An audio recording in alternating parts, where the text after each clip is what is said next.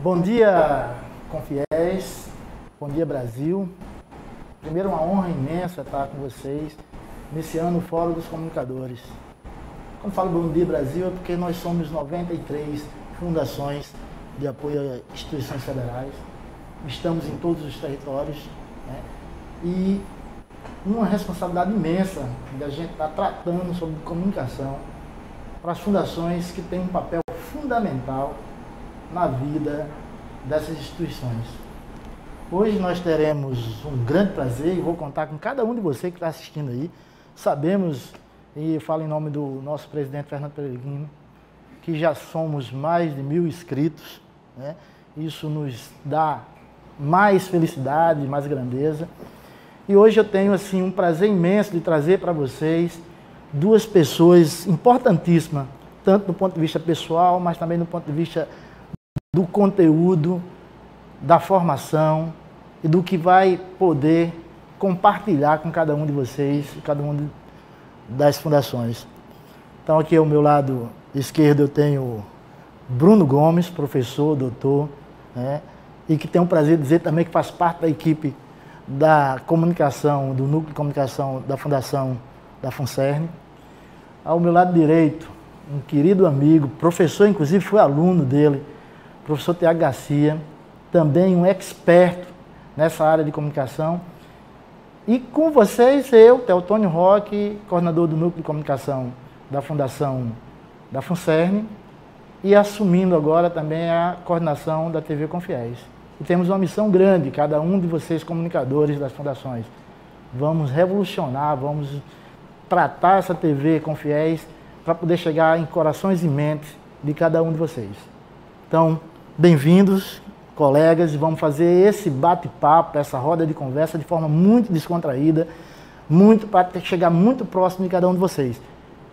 Quero também dizer que estamos todos tristes com a mortalidade que esse vírus nos pegou, mas também com uma ponta grande de esperança, né, no que nós podemos fazer a partir de agora, né, nos que estamos agora muita parte substancial vacinados, né? E aí a gente pode caminhar cada vez mais firme. Segundo ano de um congresso de forma virtual, mas estamos todos ansiosos para ter também a forma presencial, para trocar os abraços, fazer a forma presencial mais ativa. Professor Bruno, professor Tiago, bem-vindos. Obrigado. Agradeço até o Tony, né? Prazer conhecer também o professor Tiago e todos vocês que estão aí do outro lado, em casa, nossos amigos da FUNCERN. É sempre bom falar sobre comunicação, porque além da profissão, a gente sempre ama, né, tá repensando sobre o fazer, o falar, e se conectar, sobretudo, de forma coletiva. Prazer em estar com vocês, obrigado pelo convite. É sempre muito importante, né, a gente levantar qualquer discussão acerca da comunicação e de tudo que tem acontecido de novo, de inovação, para a gente ficar cada vez mais consciente e poder atuar de maneira mais eficiente para as pessoas e até para a gente mesmo, nesse mundo tão ansioso e complexo que a gente está hoje em dia. Olha, pensamos num formato mais aberto para discutir com você, e em especial para cada um comunicador e comunicadoras da TV Confis. E o professor Bruno vai ter agora um tempinho um pouco maior, né? Uns 15 minutos, 10, 15 minutos, para você poder fazer a sua fala, mostrar. É importante lembrar a cada um de vocês que estamos num recomeço para o olhar da TV Confiéis, né? Então, assim, vou precisar, ou iremos todos precisar, de cada um comunicador e comunicadora que esteja nesse momento assistindo com a gente. Então, bom dia mais uma vez. Estamos aqui em alguns ajustes. Eu vou pedir para a Thales, a nossa equipe da produção aqui, cronometrar meu tempo para ficar tranquilo. Posso ficar tranquilo? Até o Tony também. Bem, vocês vão ter um slide em tela apenas para a gente servir de ilustração. Mas hoje o nosso diálogo é para repensar sobre o que é comunicação, sobretudo a partir da minha ótica, da nossa ótica do fazer, do jornalismo, da comunicação, da convergência. E, portanto, para repensar, uma coisa muito simples que, quando a gente está nas primeiras disciplinas de comunicação, a gente pergunta o que é comunicação. Então, a gente termina gastando, pensa que vai gastar 30 segundos, termina gastando 40 minutos, 50 minutos, 1 hora para discutir o que é comunicação e a gente nunca sai com algo pronto. Porque comunicação é sempre muito mais complexo do que a gente imagina, né? E também, ao mesmo tempo, é muito mais simples do que a gente imagina. Isso pode parecer um paradoxo, mas é, né? Porque sempre está na casa de vocês, na televisão, hoje com a convergência, e às vezes cria uma falsa realidade de que todo mundo entende de comunicação, porque a gente fala, se comunica, e em certa medida isso é verdade também. Mas em outra medida, do outro lado da laranja, né, a ponta do iceberg que está por baixo do oceano, há uma complexidade de fazer profissional, do mercado, né, e é um pouco do que a gente está fazendo. Abrir alguns apontamentos sobre isso. Então a gente vai falar um pouquinho sobretudo, a mídia de hoje, né, a partir de uma perspectiva que é do Henry Jenkins. Ele tem um livro que fala sobre cultura da convergência. Ele é um professor pesquisador, reúne educação, mercado, marketing, publicidade. Né, ele tem um livro, Cultura da Convergência, que faz com que a gente passe a pensar como essas mídias tradicionais, analógicas, rádio e TV, elas passaram a serem atualizadas, né, com o mercado produtivo hoje. Que a gente que é da área da assessoria, né, não pode esquecer como surgiu, como veio a assessoria de comunicação, mas o mais importante é perceber que aquele estilo de assessoria de comunicação hoje não existe mais. Essa é a primeira premissa do nosso encontro, né? O envio de release, de mídia espontânea, ainda existe, mas não, ou talvez seja o grande foco dos dias de hoje. Ok? Então a gente vai falar um pouquinho sobre redes sociais. Eu penso que na tela eu vou pedir para a nossa produção colocar o nosso segundo slide aqui, que apresenta as redes sociais da internet. Todos vocês estão acompanhando, sobretudo as áreas de comunicação, a nossa área, já entendem essa metáfora das redes sociais na internet, né? Como esse emaranhado de conexões, de nodos, ou seja, de nós, e ligações, que a gente chama de conexões. E é sempre muito importante para pensar a metáfora da internet, da convergência, a partir dessa imagem que está aparecendo no quadro de vocês. Ela não está tão grande, mas percebam que em algumas conexões elas estão sempre interligadas com outras. E existem, mais na frente eu vou falar, e outras elas têm um nó e elas se dispersam, né? E assim a conexão das redes sociais. Quando a gente fala de redes sociais, a gente pensa que está todo mundo conectado, e está, né? Mas não ao tempo todo e de toda forma. Então, o que o Jenkins fala sobre a comunicação e jornalismo para a gente tentar chegar aqui? Ele fala que com a evolução, né, dos meios de comunicação e o surgimento dos novos meios, os meios digitais, considerados por muitos mídias digitais, né, a própria internet, os aplicativos e tudo que a gente utiliza até hoje como mídia alternativa, nova mídia a essas tradicionais, que seriam rádio, a TV, o jornal, a revista, tudo isso está se misturando, né? E isso não é novo. Esse livro é de 2006, e de lá para cá muita gente já refutou até a teoria da convergência do Jenkins, e a gente faz convergência o tempo todo. Você que está aí do outro lado, mesmo que não seja da área da comunicação, por isso que eu disse, é tão simples e complexo ao mesmo tempo. A gente está todo tempo fazendo conexão, né? Sempre fez conexão, desde a praça da nossa casa, das brincadeiras infantis, até um ativismo político, religioso, ideológico. Quando a gente está ali, a gente participa, liga, né, e se ativa. Então o Jenkins diz que aqui no próximo slide, transformação mediática, de que essas mídias se transformaram, passaram a dialogar positivamente ou negativamente e fizeram surgir 3 coisas a partir dessa cultura da convergência. Segundo ele, o que é a cultura da convergência? Essa junção, é um encontro, a junção, a possibilidade do diálogo dessas mídias que vão gerar tudo aquilo que a gente já sabe. Uma compra na internet, uma votação em um site, né? Uma expressão de indignação no Twitter, que isso se transforma em notícia, ou isso faz parte de algum site de avaliação da empresa e a empresa liga para você. Então tudo isso está conectado.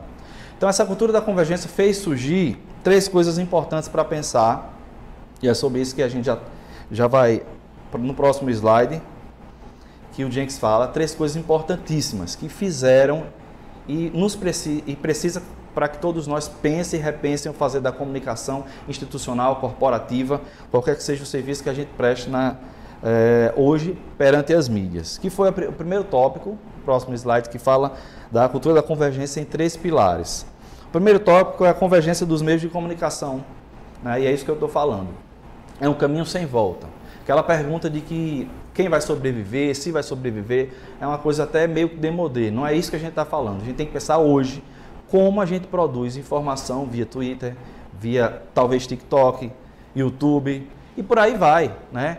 Como as instituições devem dialogar com o público que está do outro lado, gerenciar a sua marca. A gente vai ter a fala do professor Tiago, que eu acho que vai complementar muito bem essa questão. Como é que a gente vai dialogar com quem está do outro lado, vender a nossa imagem, vender o nosso serviço a partir de toda essa mídia. Então fez surgir a convergência dos meios de comunicação.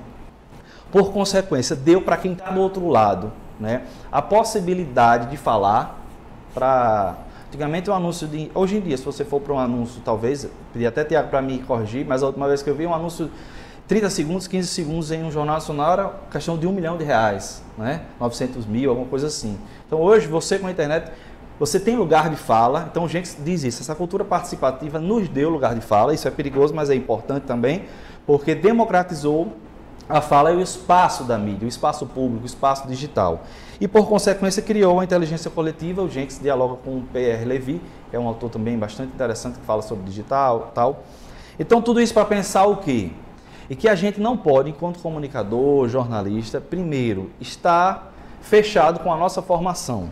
Os setores de comunicação precisam dialogar com o marketing, com a publicidade, com relações públicas, com rádio, TV e internet, com audiovisual, com cinema, porque tudo isso está dentro do processo comunicativo. Não sei se vocês estão do outro lado, já ouviram falar sobre consumo estésico, né?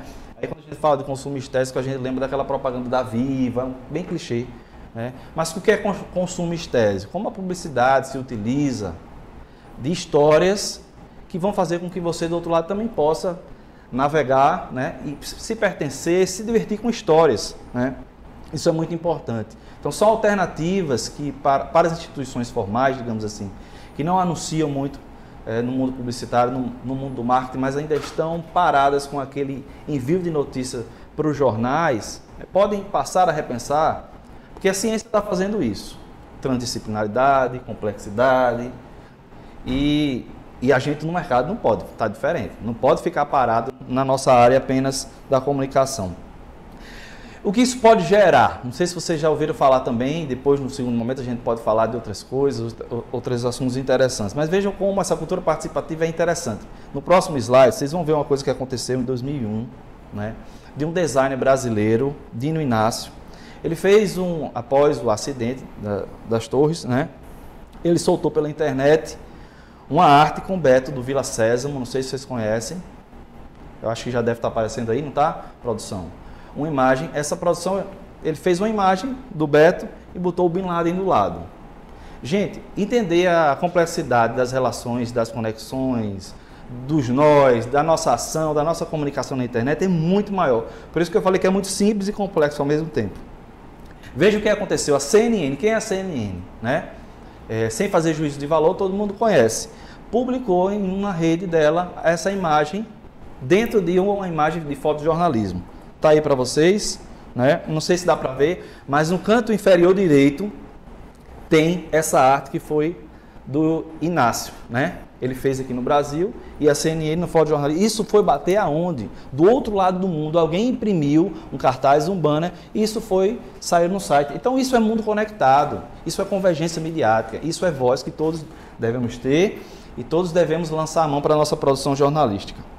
Eu já do meio para o final, mas eu quero só citar mais duas coisas para a gente finalizar. Em que tudo isso, de forma prática, pode acontecer? Diante disso, surgiram algumas características dessa junção das mídias, que aí no próximo slide eu falo, que é a questão do cross-mídia e transmídia. O que é isso em termos práticos? Vamos supor que eu sou da FUNCERN e vou pensar a divulgação de um concurso. O que eu posso fazer? Se eu utilizar da característica cross-mídia, eu posso pegar um conteúdo e, vamos supor, um texto. Eu vou pegar esse mesmo texto e vou colocar nas diferentes plataformas. Nas plataformas que é possível usar texto, né? Isso é cross-mídia. É cruzar a informação para os diferentes meios. Mas o mais importante que o Jenks fala também, e eu acho que o que a gente deve se utilizar é a questão da transmídia. O que é a transmídia? A transmídia é pensar em suas características, né, em cada mídia, como a gente deve se portar. Então, volto a frisar. Vamos fazer uma notícia da área de inscrição para um concurso, Teotônio. O que a gente pode fazer de forma transmídia? A gente pode pensar, né? Pode passar o slide para a gente pensar a partir desse próximo fluxo que eu penso. A gente pode pensar como distribuir essa informação nos seus diferentes meios. Como distribuir essa... Para o Twitter, eu tenho a característica do Twitter. Para o YouTube, eu posso fazer um vídeo. A gente aqui, já fazendo a propaganda, nós fazemos o videocast. Se você não... Já estou fazendo um merchan aqui. Se você ainda não assistiu pelo YouTube ou pelo Spotify, você pode ouvir também. Tem essa característica. A gente pode pensar em como o conteúdo pode ir para o Instagram. Mais curto. Talvez um canal de corte. Como esse texto deve estar no Twitter, no TikTok. E por aí vai. Entender com seus diferentes meios linguagens que se complementam, né? O Jenkins fala da questão de Matrix, dá um exemplo do Matrix, porque não sei se vocês, mas quem gosta de Matrix sabe que além dos filmes a gente tem anime, tem jogo de videogame, e cada narrativa dessa ela se complementa e você vai de acordo com a sua absorção de informação, tendo novas informações, e isso vai estabelecendo novas conexões. Então eu penso que enquanto núcleos de comunicação, estou trazendo mais uma inquietação, a gente precisa produzir planos de comunicação que contemplem a transmídia, né? E aqui é muito interessante o nosso núcleo, porque a gente tem gente de marketing, tem gente de audiovisual, tem gente de fotojornalismo, né? E a gente sempre bebe da linguagem do outro. Nada é perfeito, né? Ou nada é 100% correto quando a gente está falando. Porque minha área de jornalismo mais vai dialogar com a publicidade e aí a gente vai repensar isso. Então a minha inquietação é isso, como... até para os gestores, superintendentes, diretores, presidentes das fundações.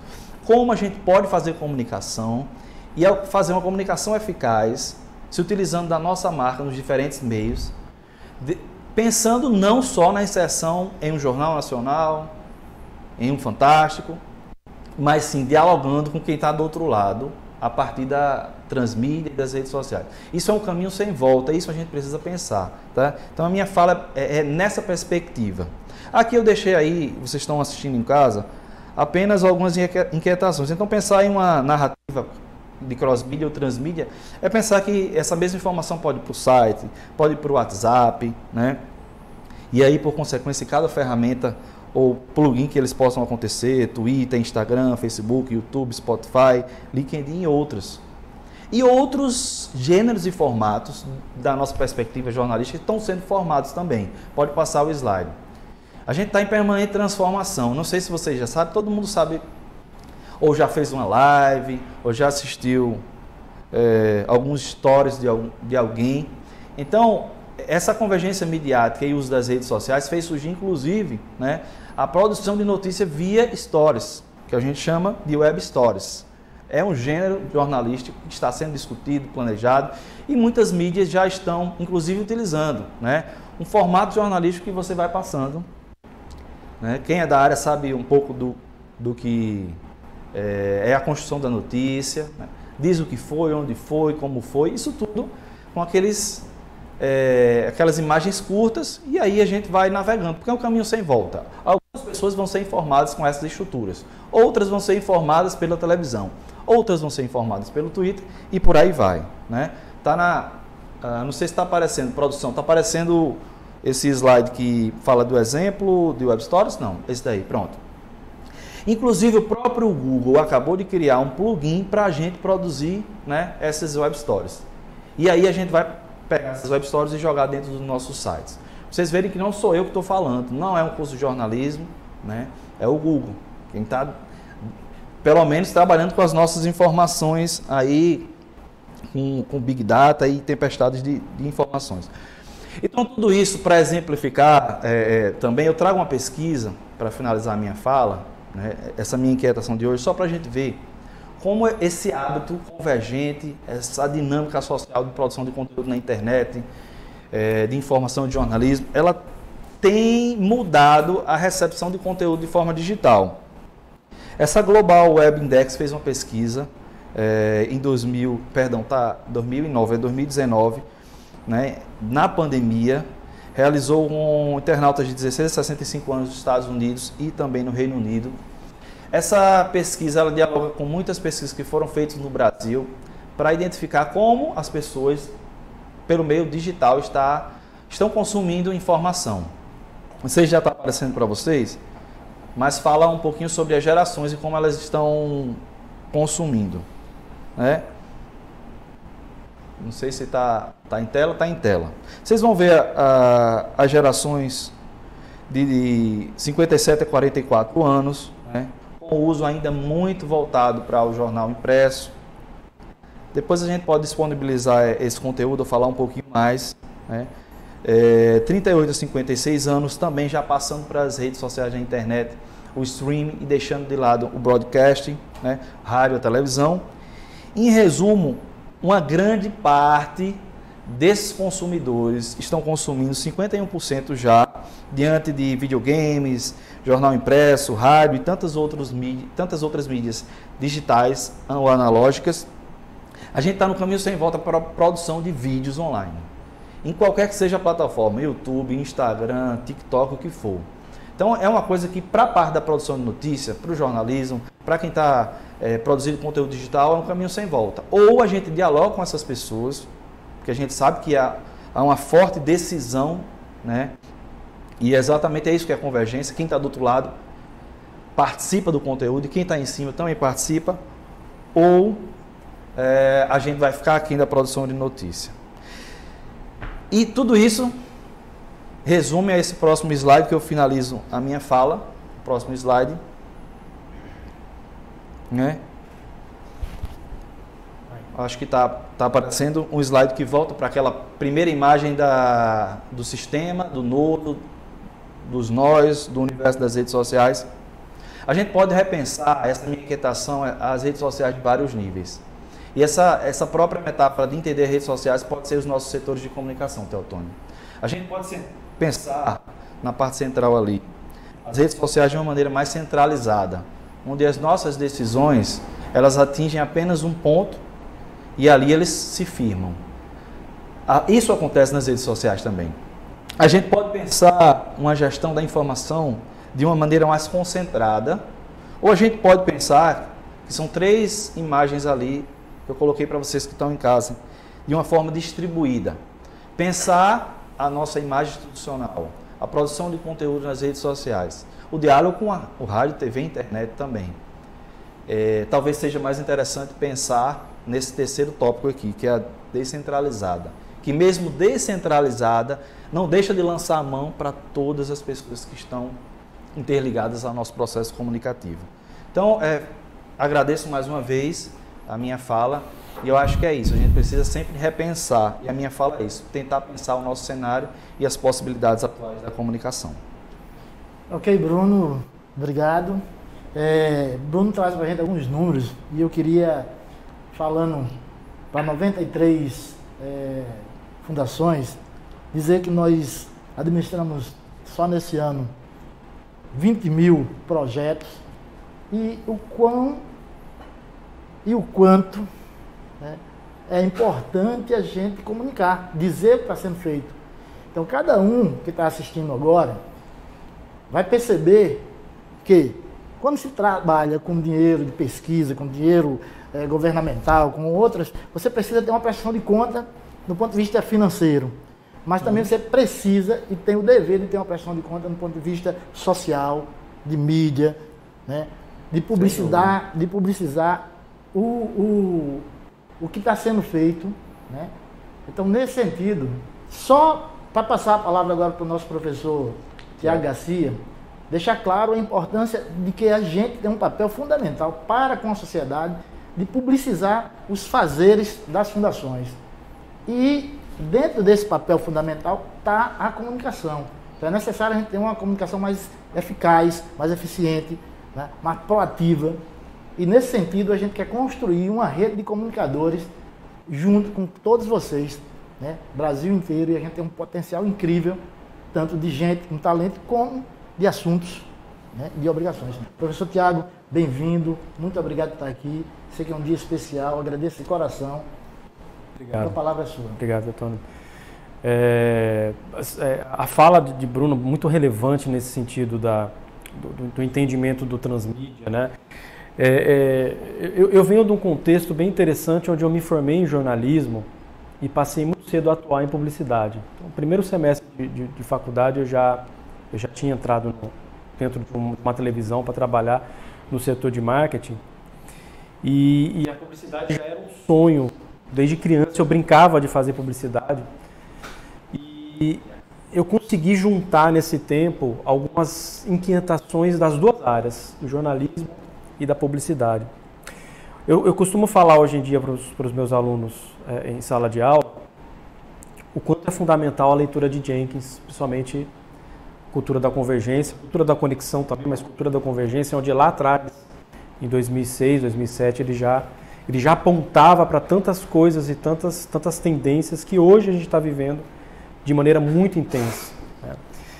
E na minha trajetória profissional, trabalhando com marcas, trabalhando com publicidade e mais adiante trabalhando com branding, que é a gestão de marcas, eu consegui juntar muitas das falas do Jenkins e de Pierre Levy, de tantos outros teóricos que olhavam para esse mundo, até então lá atrás, um mundo novo, digital, e também inquieto retirei algumas coisas importantes para estruturar um modo, uma maneira, uma linguagem para se trabalhar com a comunicação mais atualmente. Eu costumo tratar hoje como um mundo pós-digital, o primeiro contexto que eu sempre fortaleço muito hoje para todo mundo, seja em sala de aula, seja com quem eu vou trabalhar.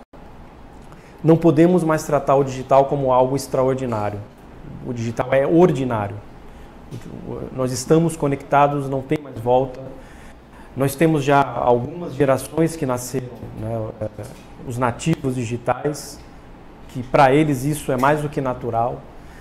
Já há uma memória, inclusive, né, para essas crianças que já nascem, sobre como lidar com esse mundo de hoje.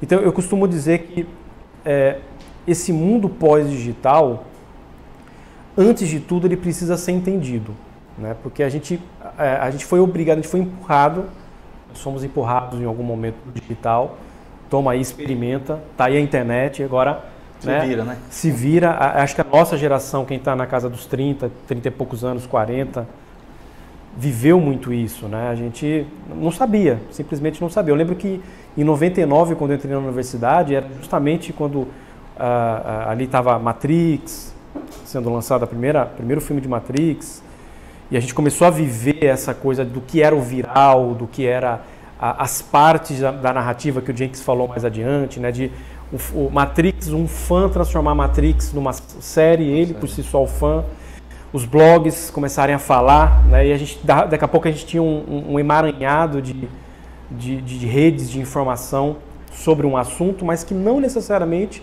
foi pensado pelos criadores, e sim numa inteligência mais coletiva. E a gente experimentou muito tudo isso, mas hoje, 2021, principalmente agora, durante esse ano muito intenso, esses quase 2 anos muito intenso de pandemia, a gente tem muita consistência já de entendimento do que está acontecendo, do que é o pós-digital. Quando eu levo isso para a minha especialidade, que é o branding, que é para falar com marcas, para marcas, eu sempre costumo dizer o seguinte, aí puxando até muita coisa da teoria do Jenkins. Antes de tudo, existe uma narrativa. Eu acho que todos nós aqui, empresas ou não, precisamos ter uma história organizada, a nossa história. Eu acho que, tanto que quando eu proponho metodologias de organização de marcas, de brand, eu falo muito assim, se olhe para dentro primeiro, se organize, se entenda, proponha o que a gente costuma chamar de posicionamento, organize o seu posicionamento e agora vá contar suas histórias. O ir contar as suas histórias significa você respeitar essa multiplicidade de canais e as peculiaridades de cada um. Então, não necessariamente eu vou contar a história do mesmo jeito em todos os canais.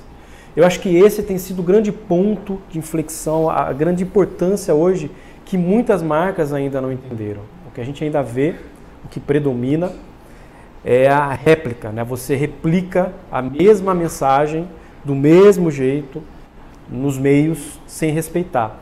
Eu costumo usar um exemplo muito clássico do meu universo publicitário, que é aquela marca que pega um filme, ela investe num filme publicitário e de repente ela retira a locução daquele filme e joga no rádio. Então você está vendo o filme, a mesma locução está no rádio. E de repente ela pega uma frase do filme e ela faz um outdoor. E aquele mesmo outdoor ele é só adaptado o formato para uma postagem na rede social. De repente, quando você olha no conjunto, você tem a mesma coisa, não respeitando a linguagem de onde essas coisas estão, né? Isso perde força e perde principalmente para nós consumidores, perde o encanto. Nós não aceitamos mais, as pessoas não aceitam mais não serem encantadas. A gente precisa ser encantado, a gente precisa conversar com alguém. E aí, onde entra eu acho que aí vem um entendimento muito importante que está acontecendo, estamos vivendo isso, que é o entendimento das marcas e suas boas narrativas, muito bem organizadas e muito bem contadas. Então, todas as marcas para as quais a gente costuma olhar, apontar e falar, olha, essa marca é incrível, eu sou fã dessa marca, a marca está no topo do seu segmento, é a líder no seu segmento, são marcas que trabalham muito bem esse entendimento, né? Fazem muito bem esse entendimento de contar uma história, respeitar a peculiaridade dos meios onde ela distribui essa história. E vejam que interessante, no fim a gente está falando do transmídia, no fim a gente está falando do cross, mas principalmente do transmídia, no sentido de eu tenho um todo separado em partes onde as pessoas não só consomem, mas também contribuem, que é o que Jenkins, né, fala que era o mais importante para que o transmídia acontecesse. Não era só você consumir, era você consumir e contribuir. Então, quando a gente pega hoje um meme, quando a gente pega hoje um trecho de alguma coisa que as pessoas recortam, ressignificam e jogam na rede, isso é um transmídia. Isso é você estar contribuindo numa narrativa qualquer ali, construída por alguém. Então, eu costumo dizer muito que hoje o grande, o centro, o núcleo do sucesso das marcas que trabalham com boas comunicações está primeiro nessa estruturação de uma narrativa condizente com o posicionamento. Imaginem vocês uma sala cheia de pessoas, onde todo mundo está falando ao mesmo tempo, cada um falando da sua história. Alguns estão mentindo, estão inventando histórias, outros estão falando histórias verdadeiras, só que todo mundo falando ao mesmo tempo, no mesmo volume, e você está tentando entender alguma coisa, você não vai entender. Você pode pescar uma coisa ali, outra ali. O digital, né, o mundo digital, primeiro nos empurrou para um ambiente muito parecido com esse. Está todo mundo falando ao mesmo tempo, todo mundo querendo que você tenha atenção, todo mundo falando as mesmas coisas, né, que é aquela coisa de você pegar uma tendência, eu preciso usar essa tendência, e às vezes não tem nada a ver com a sua essência, não tem nada a ver com o seu jeito de ser, mas você vai fazer, e no final ninguém fala nada, no final ninguém entende nada. Então eu passei a ter um pensamento mais estruturado, que eu chamo de olhar para dentro, olhar para fora, visualizar e depois organizar tudo isso, colocando em prática uma estratégia de marca, que é muito simples, né? Parte de um pensamento muito simples. Tudo está fundamentado no que a gente chama de diretrizes de narrativa. Eu tenho uma história, eu preciso contar essa história e eu preciso organizar a maneira que eu vou contar essa história. Como é que essa história vai para o Instagram, como é que essa história vai para as mídias proprietárias, né? O seu blog, o seu caminhão, a sinalização do seu caminhão que vai para a rua, a sinalização do seu carro, as paredes internas de uma empresa, coisas que eu tenho controle. Como é que essa história ela vai para aquelas mídias onde eu pago para impulsionar, né? Ou seja, não são minhas, eu contrato um Facebook, um Instagram, uma televisão. E principalmente, como é que vai acontecer isso no que a gente chama de mídia espontânea, né? Aquilo que vão falar de você a partir dessa interseção dessas duas coisas, do que você está pagando e do que você está controlando. Então, no final, a gente tem aí uma interseção de 3 grupos de mídias hoje que as marcas precisam entender e prestar muita atenção, que são as mídias proprietárias, as mídias pagas e tudo aquilo que é mídia espontânea, que se gera, que você, de certa forma, não tem controle. E aí a gente começa a ter uma visualização dessa estrutura, né? É uma narrativa organizada, bem contada, com uma história que envolva. Essa história ela não precisa necessariamente conter todos os elementos tão reais, mas ela precisa ter uma essência real. Ou seja, ela precisa, lá no fundo, ela nasceu de alguém. Alguém naquela marca, naquela empresa começou alguma coisa e você vai, de certa forma, explorar isso, vai enriquecer isso. Você estrutura essa narrativa, respeita esses 3 grupos e aí você cria estratégia. Afinal, é estratégia. Estratégia monitorada, aprendida, vem uma curva de aprendizagem, você melhora, você afere números de audiência, você refaz e aí você vai controlando isso dentro de um conjunto de diretrizes que a sua marca vai ter ali. O branding é isso. O branding é você estabelecer um conjunto de estratégias para chegar até uma visão na sua marca, fundamentado por um posicionamento que, nos tempos de hoje, esse posicionamento ele precisa estar de mãos dadas com uma narrativa, porque não adianta também eu prometer alguma coisa a alguém e não contar uma história. Né? Nós não aceitamos mais isso, repito. Né? Eu te vendo água. Ok, qual é a história? De onde vem a sua água? Por quê? A gente, até as coisas mais simples e banais do dia a dia, a gente está esperando, nós estamos muito mais predispostos a ouvir uma boa história e a se conectar emocionalmente. Então, o posicionamento ele caminha muito bem, precisa caminhar muito bem de mãos dadas com uma boa narrativa e a sua estratégia é justamente entender esses meios que o seu público-alvo consome e, respeitando a peculiaridade deles, você explorar isso muito bem. Parece um pensamento, quando a gente fala, ele de certa forma, para ser simples, eu não gosto também de pegar o branding e jogar lá para cima, assim como se faz muito com inovação hoje, né? Uma coisa inalcançável, né? A inovação está lá no Vale do Silício, a inovação está aqui dentro, tá com a gente. O brand é a mesma coisa, o brand está com a gente. Cada vez que você precisa se vender, cada vez que você precisa contar uma história sua, você já está fazendo uma gestão da sua marca, você já está fazendo um branding pessoal. Então ele deve ser simples. O que costuma ser complexo é a mentalidade do gestor, que às vezes ele coloca isso sempre em segundo plano. Eu não vou, essa narrativa, deixa para lá, minha importância aqui é vender. Estou preocupado mais com o meu caixa, o meu lucro, como é que eu vou pagar as contas no final. E ele vai deixando, chega uma hora que você não tem consistência, que é algo que a gente fala muito, que é muito importante hoje no meio da gestão de marcas, a consistência, ser alguma coisa hoje e ser essa mesma coisa amanhã. É isso que faz com que a gente, como consumidores, acredite nas marcas e consuma. Né? O consumo não necessariamente hoje é uma compra, né? Ela pode ser uma troca de tempo.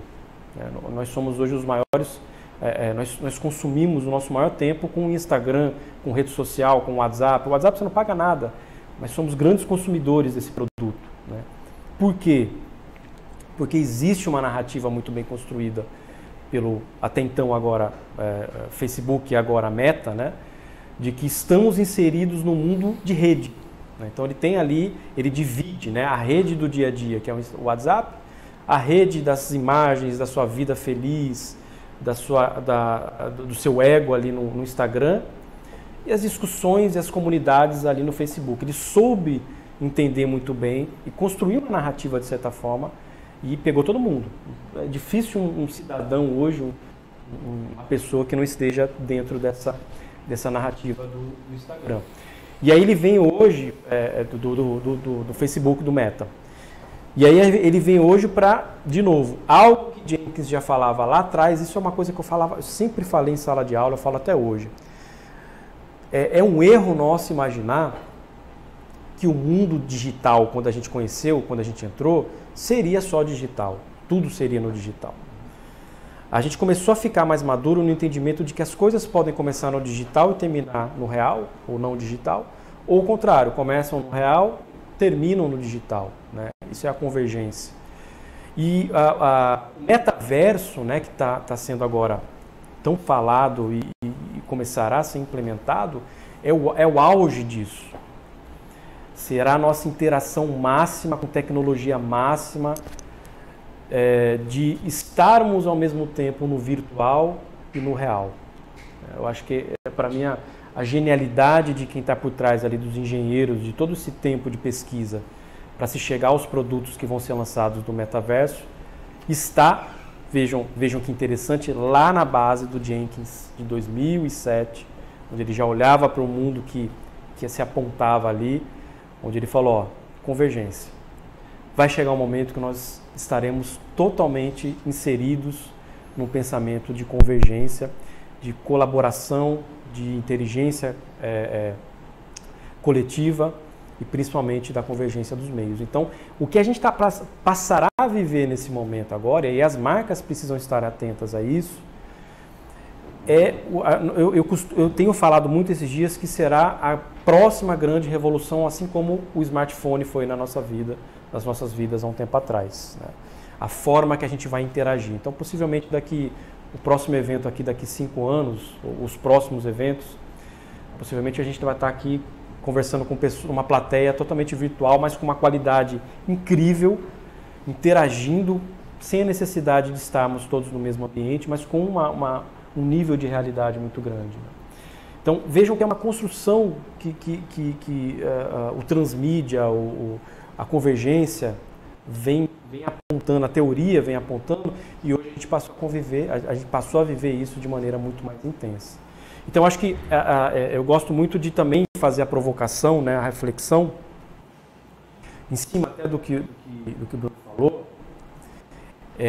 e aí trazendo para o meu contexto do branding, da gestão das marcas, eu acho que toda marca tem a obrigação de entender, de se perguntar primeiro e depois entender qual é a minha história e como eu vou contar essa história nessa multiplicidade de meios que eu tenho aí à minha disposição.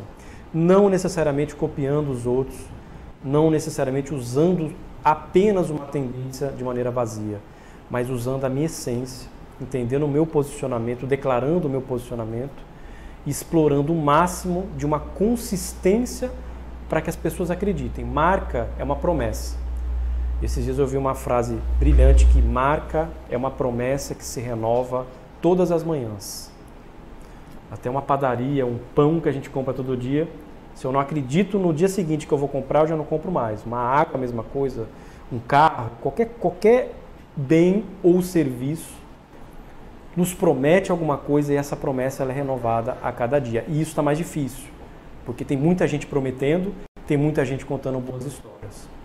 Então a minha reflexão, a minha provocação, acho que para todos que querem empreender, que já estão empreendendo, que têm seus negócios, que trabalham para algum negócio, seja num nível gerencial, de gestão, ou até mesmo como participante ali, como colaborador, qual é a história desse lugar que eu estou? Como é que essa história ela é explorada? Como é que ela é contada? Eu sou parte dela, como é que eu contribuo para essa história? E aí a gente começa a entender a partir dessa reflexão, dessa pergunta, o que eu chamo de estruturação branding, né? Qual é a diretriz? O que é que me orienta aqui dentro dessa empresa? O que é que a minha empresa orienta para que as pessoas participem dessa narrativa? Sempre deixo essa reflexão para a gente. O resto é lógico que é um entendimento mais técnico, né? De você, ok, eu já sei isso, o que eu tenho que fazer agora? É igual marketing, né? Agora eu vou usar um conjunto de ferramentas para me organizar, para criar uma visão de marca, para estruturar uma estratégia e para seguir aplicando essa estratégia e controlando essa estratégia. É isso. Por enquanto, obrigado. Não quero mais de você, né? E aproveitando aí que uma palavra que me chamou muita atenção, chama encantamento, veio do professor Thiago Garcia, e eu queria tratar com cada um de vocês, meus queridos e minhas queridas das fundações. Nós precisamos nos encantar mais pelo nosso fazer. E eu queria jogar essa reflexão para cada um de vocês que está nos assistindo agora.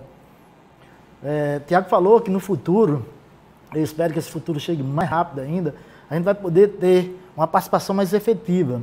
Hoje, no nosso fórum, as perguntas vão ser feitas via o chat, né? Ainda não estamos não criamos as condições de estar dialogando com vocês, uma tela maior na minha frente, para que eu possa estar vendo cada um de vocês, né? A gente vai chegar nesse nível. Mas eu queria aprofundar um pouco mais, né? E vou jogar para vocês dois, nossos queridos convidados, para a gente poder dialogar com quem está nos assistindo, um pouco mais sobre algumas palavras que vocês chamaram. Marca. E a gente sempre falou aqui na Fundação, na FUNCERN, e eu acho que vocês todos que estão aí, comunicadores das fundações, têm isso como grande importância. O que é a fundação de vocês, se não uma grande marca, né? Ou, se ainda não, como transformar ela numa marca para poder conhecida e acessível e necessária. Uma coisa importante. A necessidade de a gente ter a fundação. Nós sabemos da nossa responsabilidade quanto gestores de fundação. O Confiéis deixa isso muito claro para a gente. A responsabilidade que a gente tem em nível nacional, de tantas pesquisas. Eu acho importante quando o Tiago fala sobre a questão da inovação. A inovação está aqui. E nós, das fundações, sabemos que trabalhamos com isso diariamente. Vários recursos chegam nas nossas mãos para a gente administrar, de pesquisas importantíssimas, não só local, mas mundial, né? Então, nesse sentido, acho que a gente começa a perceber também o papel nosso de comunicador para com essas fundações e para com a responsabilidade social. O que nós precisamos fazer, aí vem um pouco do que Bruno coloca, nesse emaranhado que é a rede, de se plugar, de como fazer isso de forma mais coletiva e participativa, colaborativa, para que a gente possa efetivamente fazer com que as nossas marcas seja necessária, se mantenha no topo, se mantenha fazendo um papel importante para a sociedade, porque também é o nosso papel como humanos nesse processo, né? Então, a fundação ou as fundações, ela tem um papel importantíssimo, inclusive de destravar um monte de questões que as próprias universidades e institutos federais não conseguem por causa da burocracia que nós vivemos, né? E a gente vê a luta dessa gestão do Confiéis junto com os órgãos, né, públicos, com o Senado, com a Câmara, com o governo, para a gente começar a destravar as coisas. E o papel da fundação é muito nisso. Agora, a gente precisa publicizar isso. Aí vem a nossa rede. Construir uma rede de comunicadores das fundações é tão importante quanto a construção e a permanência da TV Confiéis. Então, assim, saber o que nós queremos comunicar e para quem e como fazer isso de forma coletiva é fundamental. Nós temos uma participação de vocês que estão nos assistindo. Pode mandar perguntas. As perguntas que não forem respondidas nesse momento aqui, nós vamos estar coletando, e a provocação maior para cada um comunicador e comunicadoras das fundações e para os gestores das fundações, a necessidade efetiva da gente montar essa rede, da gente ter uma relação mais participativa. Bruno e professor Tiago, eu queria que a gente pudesse dialogar mais, ainda não chegaram algumas perguntas. Já chegaram alguns aqui. Então a gente podia, inclusive, fazer, Bruno, eu quero que você me ajude nesse papel, e a gente dialogar mais. Qual o papel da comunicação para essas fundações? E aí, Tiago, que está como um convidado especial aqui, não vivenciando essa dia a dia de fundações, mas como um olhar externo, pensar em fundação de apoio às instituições federais como marca. O que a gente pode fazer mais? O que a gente pode agregar? Por favor, Bruno, me ajude nessa parte de ler essas perguntas aí. As perguntas. E aproveita e vai respondendo, que tu é um dos... eu já...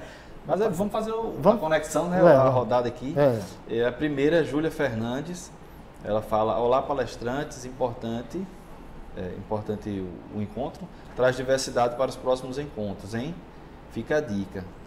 Eu acho que é isso, né? A gente aqui, muito mais do que dar receita pronta, porque comunicação não é receita pronta.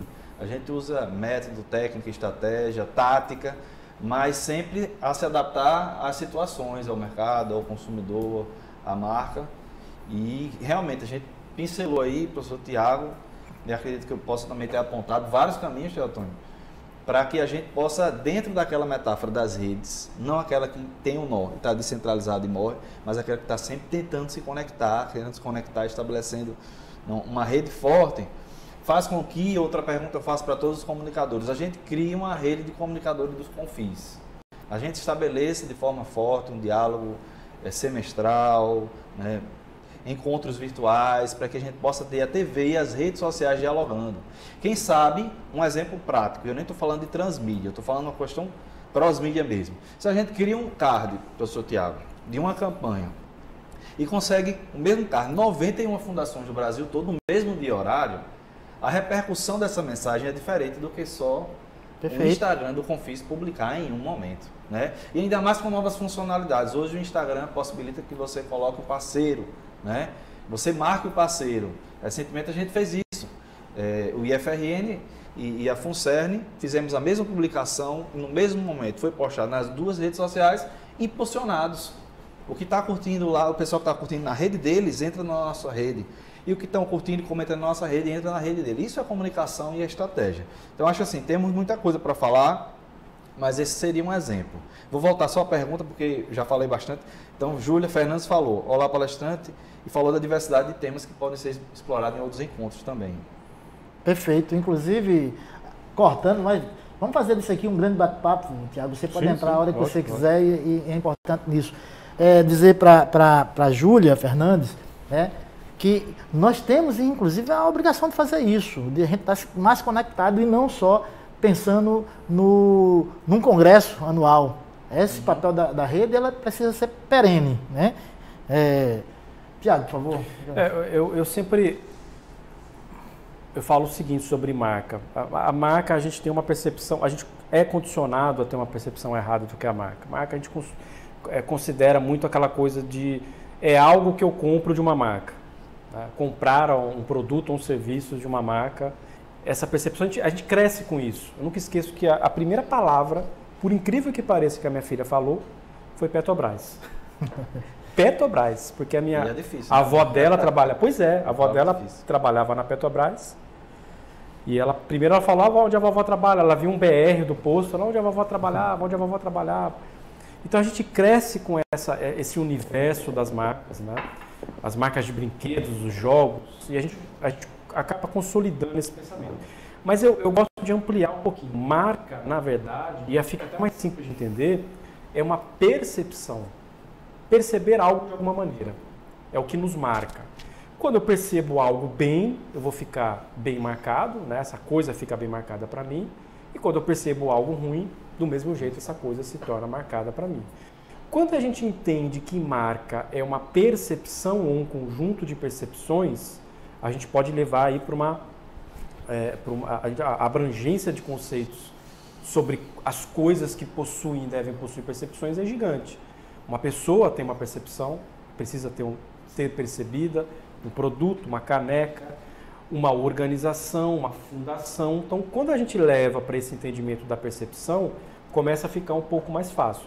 E aí eu vou para outro ponto que complementa esse raciocínio, que é o seguinte: mesmo que seja uma percepção que é algo intangível, né, que é algo subjetivo, não material, a percepção você não pega.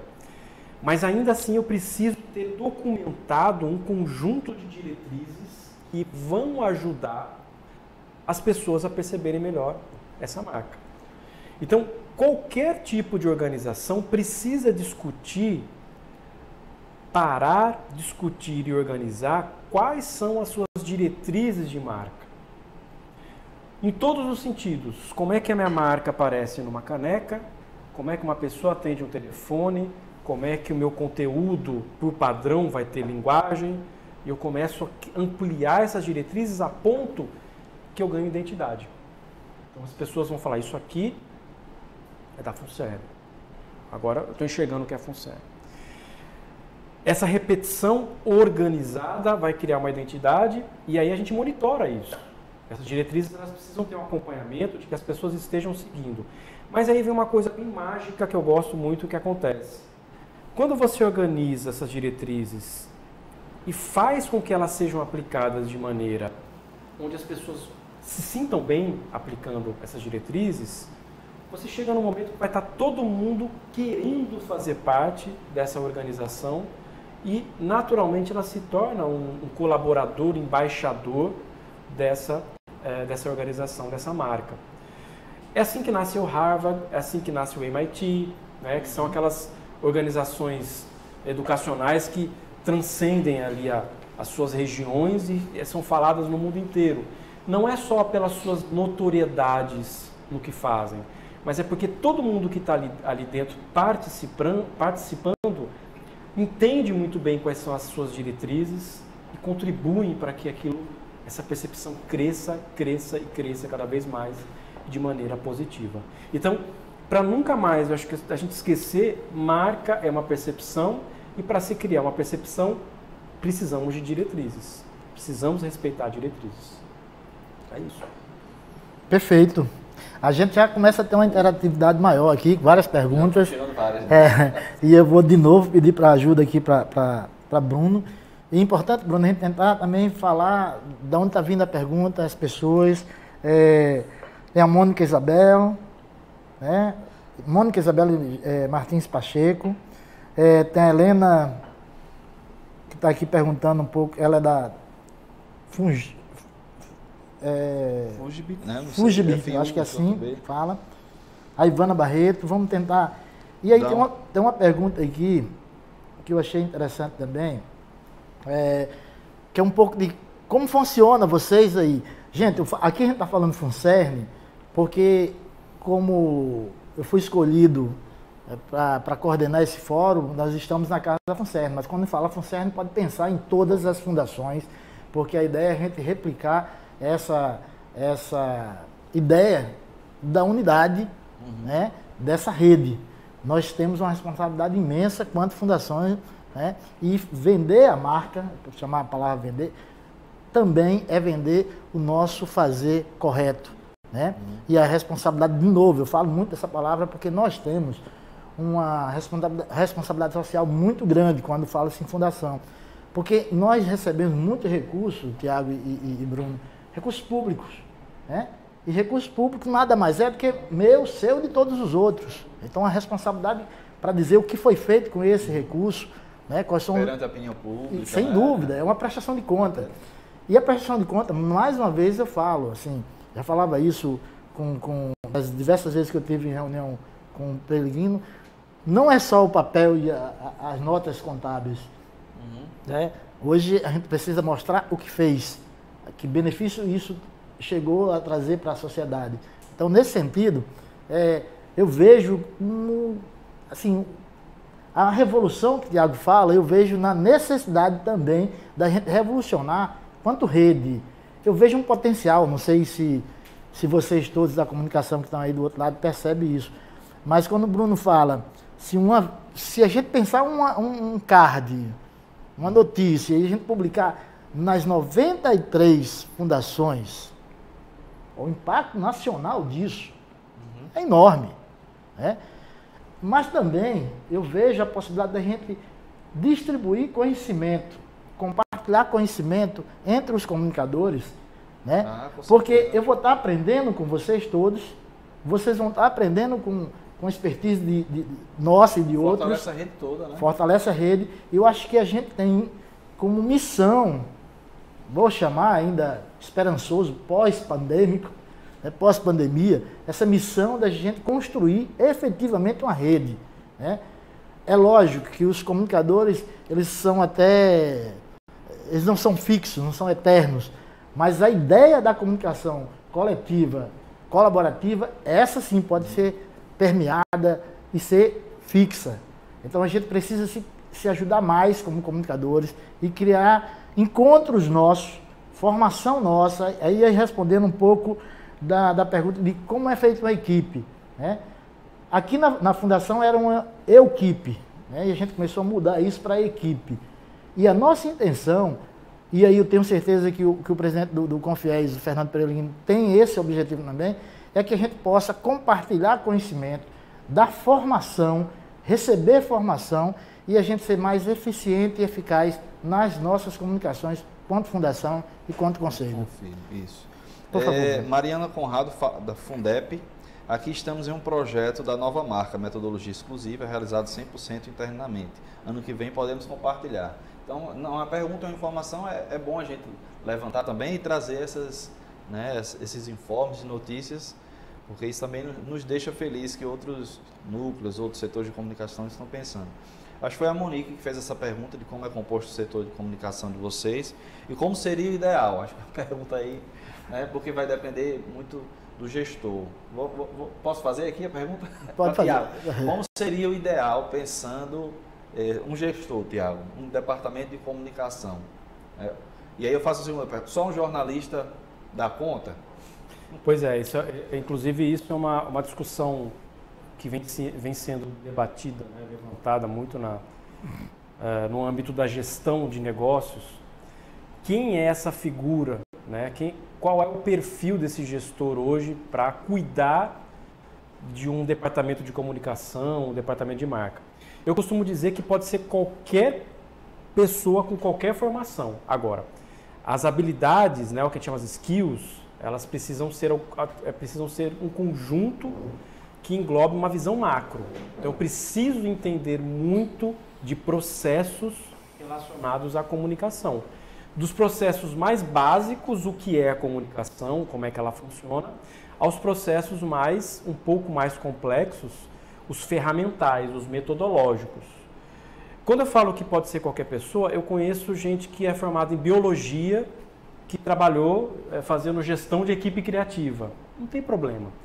O que eu preciso ter mais é uma postura do entendimento macro. Deixa eu entender como é que funciona o todo, deixa eu entender o que eu tenho de disponibilidade de ferramentas, de metodologia, de recursos, e você é uma máquina, você começa a colocar essa máquina para funcionar.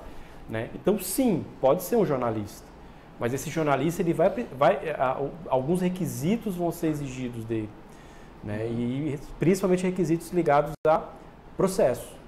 Hoje, qualquer empresa que você procure, que você vai procurar uma colocação, ela vai exigir de você um entendimento de processo. Seja o processo que ela já tem, que você vai se encaixar, ou seja um processo novo que você pode propor. Mas o entendimento de processo é extremamente importante hoje para a gestão. Tá? Então, qualquer pessoa de qualquer área pode estar à frente, né, num nível gerencial ou de gestão, desde que ela tenha essa visão mais macro daquilo que ela está se propondo a fazer a gestão. Perfeito. A Helena fez uma pergunta aqui também. Ibiapina, bom dia. Creio que é fundamental para a solidificação das questões ligadas à comunicação e marketing que seja usada uma linguagem clara e objetiva que contemple ainda os não iniciados. As referências em inglês devem ser adequadamente definidas e eu acho que é contextualizado que ela falou. Né? Realmente, na nossa área de comunicação, às vezes a gente se utiliza de alguma expressão, que é um caminho sem volta também no mercado, e talvez possa passar despercebido em um momento ou outro, sobretudo que a gente tem pessoas que não são da área da comunicação. Isso. Sobre isso, eu também tenho participado de muitas conversas sobre o que há hoje é um excesso de utilização de termos que podem até então, alguns deles, serem transformados em termos em português, por exemplo. Mas existem outros que não tem como, porque numa tradução direta, eles não fazem sentido. Então, quando eu falo, por exemplo, o branding é um termo que, se eu falar gestão de marcas, eu até consigo criar um sentido, né? Mas, por exemplo, marketing. Marketing é uma palavra em inglês. E é difícil você traduzir o marketing, porque é como se fosse mercadando, né? É a ação de você criar mercado, ação no mercado. Não existe uma tradução direta. Então, alguns termos a gente consegue, a gente até evita esse excesso, mas outros realmente a gente não consegue. Deixa claro também para quem está nos assistindo, que a gente foi criando um formato de diálogo e os nossos palestrantes iniciais viraram aqui, nesse formato, um bate-papo, uma mesa. Sim. E a gente foi compartilhando, ou seja, eu como mediador podia estar lendo todas as perguntas, mas eu já passei aqui para Bruno, porque ele é mais ágil nisso. Mas o mais importante é dar parabéns e agradecer a quem está nos assistindo, porque esse é o pontapé, é uma semente que a gente está lançando. A gente precisa, a partir daí, regar essa semente para a gente construir efetivamente a nossa rede de comunicadores. E a gente pode criar, aí Bruno, que vai estar ligado mais direto aqui, a gente pode estar resolvendo algumas questões, inclusive técnicas, no primeiro momento, com essa rede, com esse grupo, com essa malha que a gente vai pontuando para a construção de uma rede maior. Além do que, é pretensão nossa, é buscar formação mesmo, é pensar em encontros de formação, em capacitação. A gente tem a possibilidade de fazer isso de forma híbrida, a gente tem a possibilidade de fazer isso de forma totalmente virtual e a gente também vai ter a possibilidade de fazer isso presencialmente. A gente pensar cursos nas áreas diversas, né, do audiovisual, da questão da fotografia, da questão do rádio. E a gente fazer isso, a gente tem um Brasil imenso, mas se a gente dividir isso por regiões, a gente tem a possibilidade, e aí falo agora mais direto, para os gestores, quando eu falo gestores, superintendente, presidente, quem está à frente das fundações, pensar que é necessário fazer esse investimento. Não é gasto, é investimento em comunicação para que a sua fundação, a sua marca, dê um melhor resultado para você que está na gestão e para a sociedade. Então, assim, é um desafio, mas é um desafio bom, gostoso, e que a gente precisa assumir, vestir essa camisa e a gente criar para o próximo ano um cronograma de oficinas, de capacitação, então, de encontro. Talvez um pouco até mais robusto, digamos assim, né? Isso. Possa ter mesas para falar sobre cada assunto, porque a demanda deve ser heterogênea, com certeza. Cada fundação tem o seu setor de comunicação. Uma tem mais de uma pessoa, outra tem possivelmente só um estagiário e por aí vai. Cada um vai ter também o caminho que a gente julga ser correto neste momento, né? O caminho ideal nunca tem. Eu acho que a Ivana Alves Barreto, ela não disse qual é a fundação, mas eu vou passar a bola aqui para o professor Tiago, da área.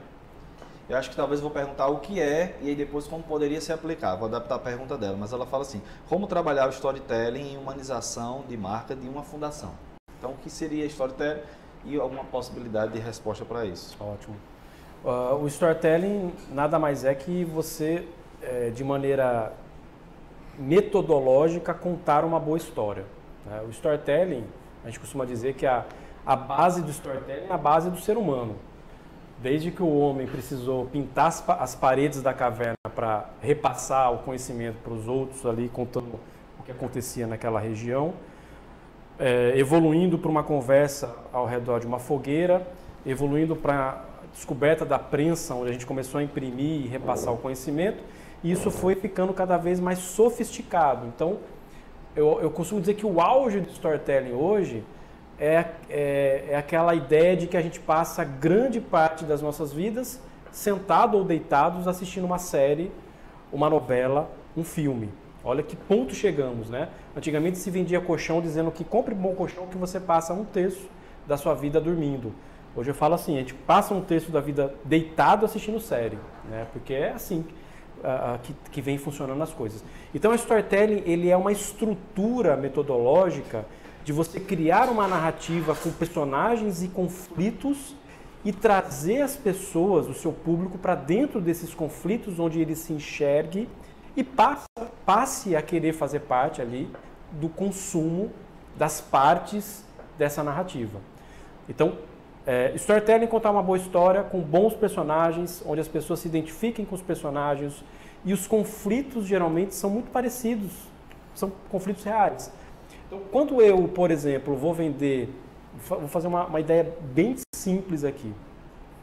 Quando eu vou vender um carro para uma família, dizendo, esse carro, ele é feito para você que acabou de ter um filho, e eu retrato toda a história, né, daquela família conquistando ali o crescimento, o filho nascendo, de maneira, o audiovisual pode ajudar isso, eu faço essa historinha, eu estou fazendo storytelling. A pessoa se enxerga, ela fala, eu quero esse carro porque eu estou ali, eu estou dentro dessa história, eu sou um personagem dessa história. Então a publicidade, ela faz usos mais curtos de storytelling, né? E eu acho que todo mundo pode aplicar e deve aplicar o storytelling quando você tem como objetivo uma comunicação mais humana, uma comunicação mais de empatia. Você entende as dores das pessoas e você propõe ali uma solução e você usa metodologicamente uma história para que as pessoas mais rapidamente entendam como é que elas como é que essa solução é boa para elas. E até, deixa eu só para terminar, quer dizer, eu vou fazer até uma inquietação. Quando você começou a sua fala hoje, você passou a falar do seu início e como é que é a comunicação, quer dizer, terminou utilizando storytelling também, né? Isso. Até uma apresentação. Sai natural, sai interessante. Até uma apresentação, o storytelling ele tem um uso amplo, né? Você pode usar storytelling nos slides, numa sequência de slides, você pode usar storytelling numa palestra, né? Toda vez que você conta uma história, você demonstra um conflito onde você venceu esse conflito, você participou desse conflito, e você gera uma empatia, as pessoas se colocam, a história dele é igual a minha, você está aplicando storytelling. É lógico que isso tem técnicas, você vai desenvolvendo cada vez mais essas técnicas. Eu queria agora falar não só para Júlia Fernandes, mas agradecer a ela pela provocação que ela traz para a gente. Ela coloca o seguinte: como as fundações de apoio pensam a comunicação para a diversidade? E ela fala do nosso painel hoje. O painel hoje trouxe 3 homens brancos e como isso é traduzido ao longo da programação. Primeiro, agradecer, Júlia. Eu concordo plenamente com você, né? Eu acho que a diversidade é fundamental. E aí, brancos, pretos, coloridos, LGBTs, homens, mulheres. E aí, peço desculpa por estar aqui com 3 homens brancos.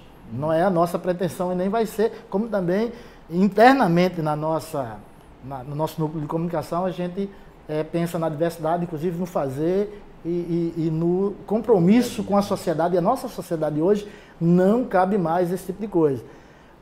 A desculpa está sendo pedida para todos vocês. Com certeza nós teremos, e a ideia da comunicação em rede é muito para isso. A Júlia Fernandes, inclusive, já é uma pessoa que a gente precisa ter mais perto para nos alertar em alguns momentos.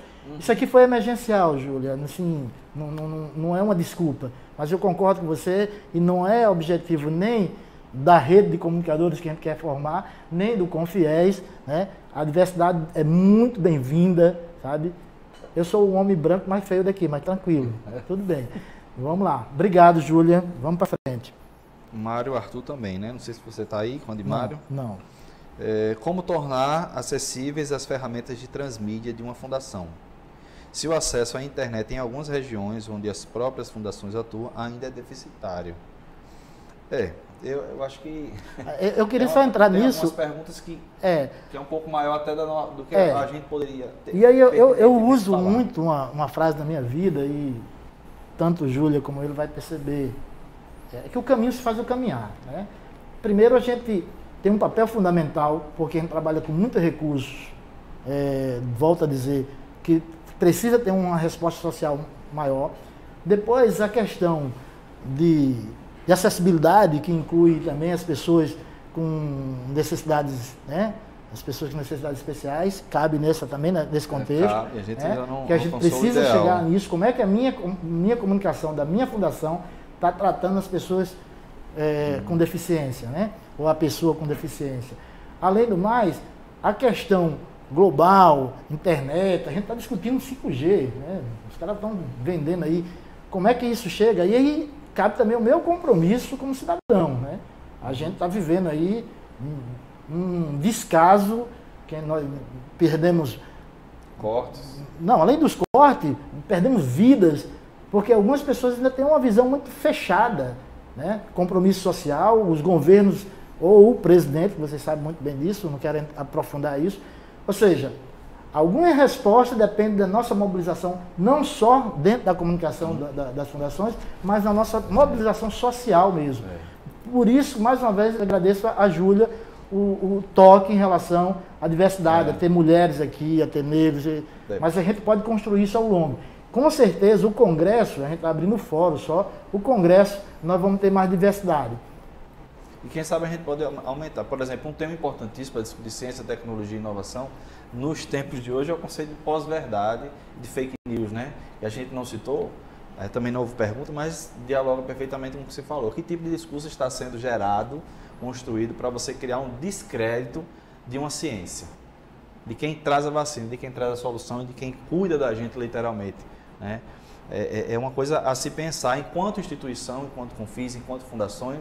Hoje a gente sabe que, em certa medida, não se faz ciência sem as fundações. Isso precisa ser não um slogan, claro, mas isso precisa ser colocado nas nossas peças, nos nossos textos. A gente precisa vestir a camisa literalmente, todos os comunicadores, todos os superintendentes, diretores, qualquer que seja a função de liderança máxima das nossas fundações, precisam assumir esse papel. Temos, o Arthur, eu já falei, né? Maria Aparecida do Nascimento, Cavalcante, ela disse: como iniciar um processo de comunicação eficiente dentro de uma fundação pequena, onde os recursos para uma equipe especializada ainda são muito restritos? Essa é uma pergunta interessante. Essa é uma pergunta que a gente viveu na pele aqui. A nossa fundação é uma fundação pequena, né? E antes ela passava a ter apenas um assessor, né? De imprensa. Passou 23 anos com um assessor. Nós temos 23 anos, nós passamos, eu acho que quase que... mais da metade, né? Muito mais. Né? E quando a gente assumiu a comunicação, a gente pensou exatamente dessa questão plural. Tem uma coisa que eu acho que é importante para as fundações, a maioria delas estão ligadas a uma universidade, a um instituto federal, que é a possibilidade de você trabalhar com os alunos, com bolsas. Bolsa, né? Estágio. Cabeça nova. E você criar isso, saber que você precisa ter uma equipe, você não vai ser a equipe. Se você fizer isso, você vai alcançar melhores objetivos. Né? Além do mais, a intenção de trabalhar junto com o Confiés, o Fernando Pellegrino, é a gente pensar realmente em capacitação. Né? E capacitação, a gente trabalha aqui, Tiago, eu tenho, de novo, um orgulho de ter você ao meu lado aqui.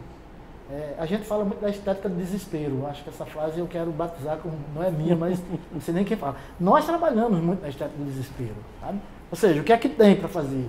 Agora a gente não pode... E como fazer? E não podemos parar. Criar as alternativas, até mesmo professor Pardal, gambiarra, criar... Né? Mas assim, buscar... Aí você falou muito nessa questão de gestão, é saber olhar o todo, descobrir as potencialidades, inclusive de algumas pessoas ou alunos, trazer para o corpo. Né? Ganhar essas pessoas para fazer a comunicação. A ideia da TV Confiés é muito nesse sentido, a minha gestão nessa TV pensa nisso, a formação, a capacitação. Eu quero muito o apoio, agora faço abertamente para 93 fundações que estão nos ouvindo, para o nosso presidente, o Fernando. Precisamos investir mais na capacitação desses comunicadores. E acho que um pouco de recurso de cada fundação, a gente pode fazer isso, na prática. Próximo ano ser o ano da capacitação. Exatamente. Inovação, trabalhar com inovação, né? Demonstrar que é possível fazer, né, para os nossos gestores, desde que a gente estabeleça laços, pense na importância, na estratégia. Eu acho que é isso. Como o Teotônio falou, era apenas um. E você foi demonstrando, com essa pessoa eu posso alcançar isso. De certa medida. E a gente vai crescendo. A gente não conhece ainda, né, Teotônio, na realidade, todas as fundações. Mas já está planejado, já estou adiantando aqui, que a gente vai fazer uma pesquisa, pelo menos para monitorar como cada uma trabalha com o seu setor de comunicação e como isso pode, de maneira importante, potencializar a gestão da TV, né, e a produção do conteúdo digital de toda a rede. Então, eu acho que é isso. A gente está, de forma, né, simples, a gente está tentando, eu acho que todas as falas, demonstrar caminhos, estratégias para vocês e sempre dizendo isso, né, das possibilidades, né? E nada disso dá para fazer sozinho. O Bruno e Tiago, a gente está chegando ao final. Quero agradecer imensamente a cada um dos participantes que está nos ouvindo. Eu quero que a gente, enquanto comunicadores, perceba a importância da gente ter essa rede. Então, é fundamental o que o Bruno falou. Após esse encontro, nós vamos começar a provocar essa questão da rede. E aí eu vou abrir para vocês dois fazer as considerações finais, já agradecendo de muito coração. Dizer que no próximo ano, no nosso fórum, nós vamos ter mais diversidade, vocês poderão ser convidados, com certeza, mas já compromete a fazer esse processo. Bruno, Tiago, à vontade. Eu achei extremamente importante, fico honrado de ter participado e a qualquer momento, dentro desse pensamento de contribuição, estou sempre disponível para a gente conversar em outros momentos, para eu contribuir de alguma maneira nesse fortalecimento dessa rede que vocês estão agora construindo ou reforçando. E eu acho que o que fica sempre até falando dessa questão da diversidade, né, ou da falta, ou da necessidade, né? O mais importante é a discussão, né? Se alguém apontou e alguém mostrou isso, que levemos isso para a consciência, para a discussão, para melhorar, né? Eu acho que esse tipo de evento, com a participação das pessoas, existe exatamente para isso. Ó, faltou uma mulher aí entre vocês, faltou um negro aí entre vocês, que isso seja utilizado como fator de melhoria para os próximos e que a gente leve isso em consideração. Mas agradeço demais, foi uma honra estar aqui com vocês. Acho que é isso. Eu agradeço até ao Tônio, né, o nosso coordenador, ao professor Peregrino e ao professor Jário, superintendente da nossa fundação. Em nome deles também estendo agradecimento a todos vocês que ficaram até aqui com a gente. Me senti muito contemplado com a fala do professor Tiago, né, com a participação do Teotônio. E eu vou até... A gente tem que agradecer também, né? Quem está do outro lado, né? A gente não são só 3 pessoas que estão aqui. Temos pessoas que estão por trás aqui, né? Thales, Chablé, Ruama, Iago e tantas outras pessoas que fazem parte da nossa equipe. E eu acho que é isso. Agradecer pela participação de hoje. Obrigado. Ok. Mais uma vez, muito obrigado. Nós teremos a continuação do nosso 4º congresso. O próximo fórum vai ser o Fórum dos Procuradores. Desde já deixo assim, uns votos de louvor para quem vai conduzir esse processo, para Cleito, para o outro procurador que eu não recordo agora o nome, mas meu abraço, boa sorte e até a próxima. Espero que como o ano que vem seja um ano de formação, também de encontros presenciais. Muito obrigado, até o próximo.